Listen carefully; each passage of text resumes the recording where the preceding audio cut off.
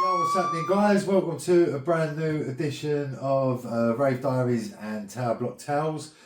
As always, firstly, thank you to everyone that's been watching all the other videos and has liked and commented.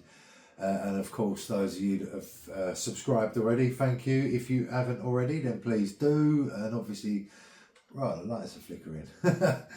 Maybe someone just subscribed in heaven. Yeah, if you've got pals that are into this kind of rave memorabilia, that old school kind of memories chat, then of course tell them about the channel as well. So today, right, Mixmag, Volume 2, issue number 38, July 1994. Yeah, there you go. Alright, as you can see, it's a jungle special. As I would say, the first explosion of jungle was probably, I wouldn't say it was in full swing, but the initial explosion had happened by then. I always think of Carnival 94, which was the following month, as being like the first time I'd heard jungle everywhere at Carnival. So this was definitely like, if it wasn't the peak of it, it was the energy before the peak, this period here. So on the cover, what I'll do is, as always with these magazine ones, I won't photograph every page, but the pages that are relevant to the talk and a few of the others, I'll photograph and I'll put them at the end of this video, and I'll pause them for 5 seconds or whatever, so you can pause on it and enlarge it and read it. So anyway, yeah, July 94, it was One Man 95 in them days. And on the front cover here, you've got Rebel MC, you've got Jumping Jack Frost, you've got DJ Ron, and you've got General Levy, all looking very youthful, might I add. And it's mad because I never really bought Mixmag. I mean, I think we did the one before that had the big pill on the front of it, I think. And I got this one, and I've got a couple of others, but I was never really a fan of Mixmag because they sort of highlighted more of the other kind of trance housey kind of scenes more than what I love, the breakbeat, hardcore, jungle stuff. They had the odd little bits, obviously, like this here, but on the whole, not really my cup of tea. But we have got this one here, and this was very important. So I'll flick through it with you quickly. Also in the same issue, the Prodigy. This was the Fat of the Land, I think, was just about to be released in 94. So there's a bit of chat about that.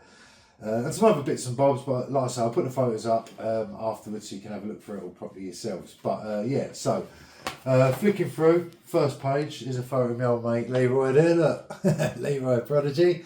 Funny thing is, when I bought this magazine, I was 19. I was just about to start on pirate radio. I was out in the raves and I was just buying the records and playing them to my mates really badly in my bedroom. In fact, I was living in a flat in 1994, my first flat. But yeah, I never dreamt them people would be my mates, you know what I mean? And I would work with them and I would know them all. And I mean, I flicked the first page and there's one of the Prodigy guys. I mean, I don't know all of them, but I do know Leroy, and yeah, it's funny. Anyway, right, so I'll flick through it, as I say, and I'll stop on anything of interest. The first few pages, just readers' letters, advertising, Kurt Cobain, Death Not in Vain, and it went out for Feeler there. Yeah, just nothing really of massive interest until we get to, in 1 or 2 pages time. Yeah, nothing there. Right, so yeah, we get to the summer of jungle. So that's the first page there. And the first bit says, Toy Town tunes and rip-off raves, white gloves and iffy drugs, ? Forget about it. Jungle has got class, melody and rhythm, and it's bursting back out of the underground, armed with a whole new style, ragga, soul, Detroit, ambient. Shout it out. This is the summer of jungle. It says, deep in a dubwise style, Tony Marcus, Jungle Massive official photographer, Alexis Marianne. So, talking in this piece here, you've got obviously these 4 guys here that I mentioned, Rebel, Frost, Ron, General Levy, and I think as well, if I remember correctly, MB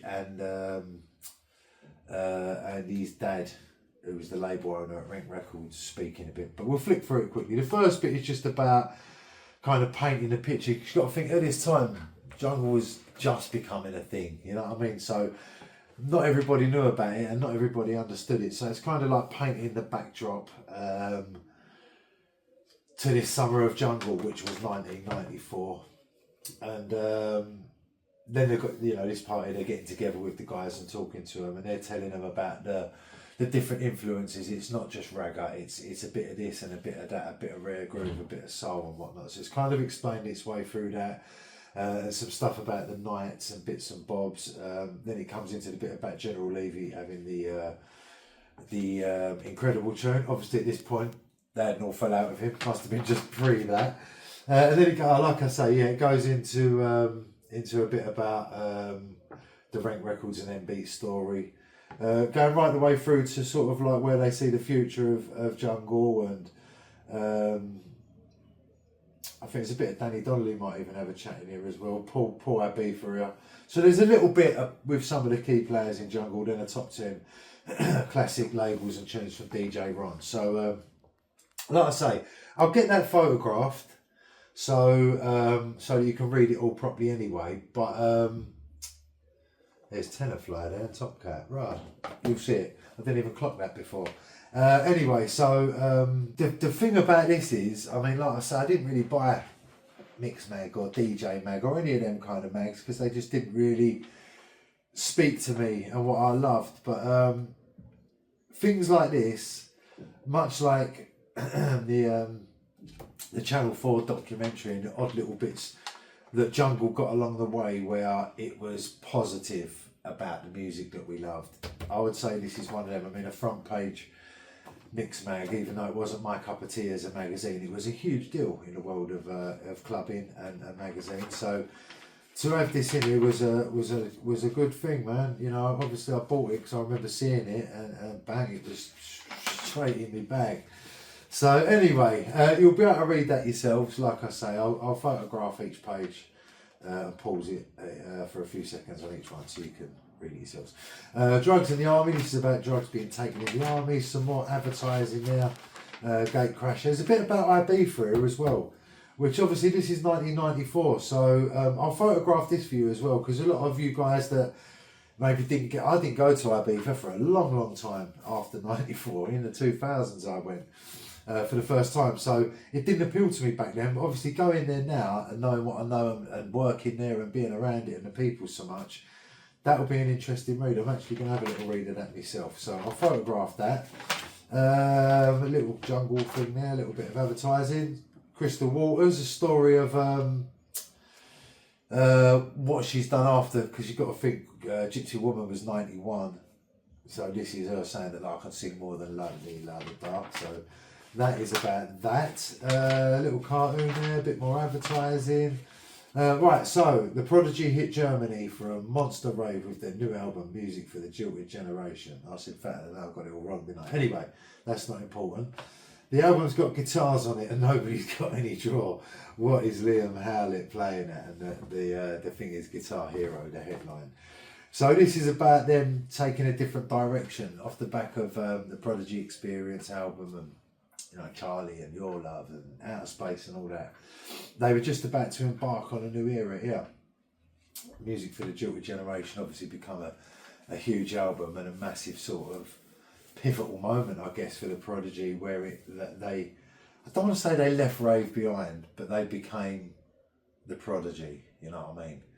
They weren't Rave Prodigy, they were the Prodigy that were to become the world, you know, world touring, festival headlining acts that sold out venues all around the world. So this is the story of that kind of just starting. So very interesting, and it's saying that they've given up doing bits and bobs and blah blah blah in and amongst the stories that they're telling. So I'll get that one up for you to have a little look through. I do believe, I mean, if you want any of it obviously photographed for you to read, I'll do it all for you, but a lot of it, I mean, Judge Jules, Dave Lambert, that kind of stuff, it just doesn't appeal to me personally. Do you know what I mean? Like Happy Birthday Morales, just not for me really. But if you want me to, I mean, I'll take a photo of all these because it's like the album reviews. You've got the Prodigy album review here, and I don't think there's even single reviews because it wasn't really, like I say, it didn't really back Jungle like that. But yeah, that's pretty much it for this edition, really. Bit of advertising in the back there. Look, Blackmail Records, Lucky Spin Records, Dance Music Directory, Hard to Find Records, Big Apple Records, Buzz Bass, Vinyl Mania.